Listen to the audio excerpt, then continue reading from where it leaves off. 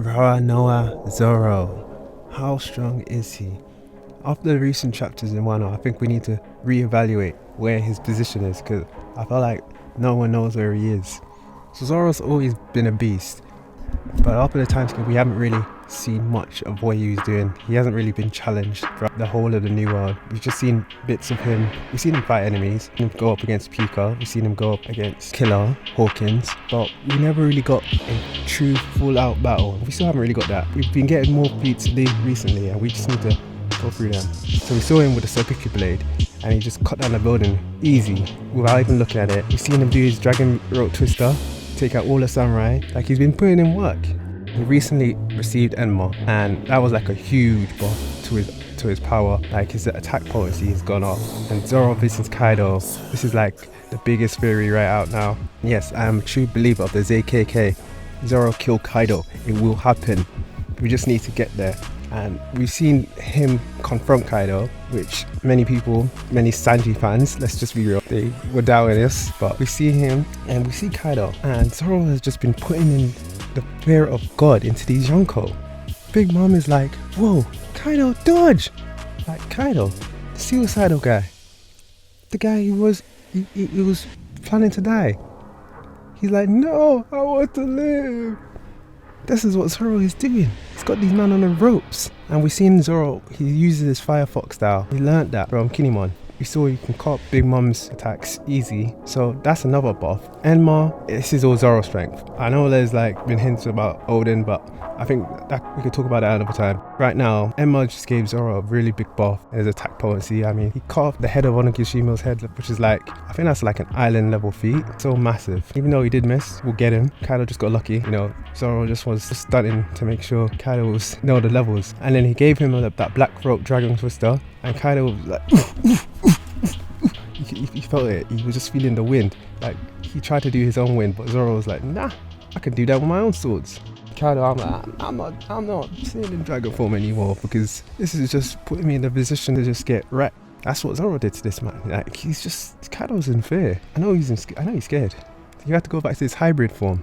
Let's get to the real feat now, because this feat was just beastly. Both Kaido and Big Mom did a combined attack together, which is one of the most powerful attacks in the series. It's up there with Whitebeard's, one of the Whitebeard's, maybe the Quake Punch that he did to Akainu, or something that Blackbeard did with the Yami Yami. One of those, but this is up there. Like, if you just look at the attack potency of it, Zoro, he ran in front. He's like, you guys, get behind me, like the true guardian angel that he is.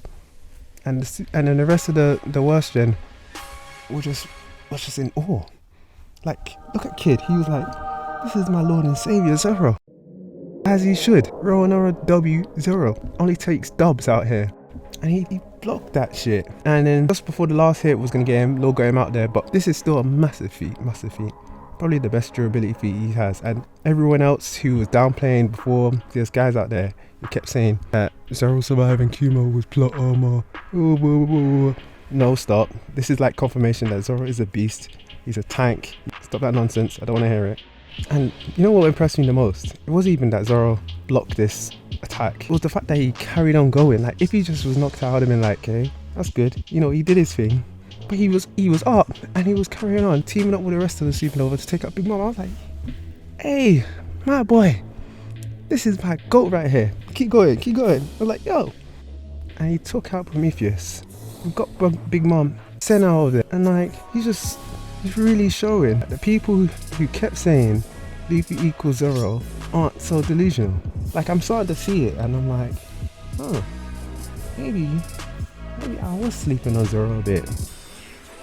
But I know Sanji fans have been real quiet recently, and as they should be, because Haki level, Zoro's Haki, we need to establish. I don't know where the ranking is. Is it on Luffy's level? Very different.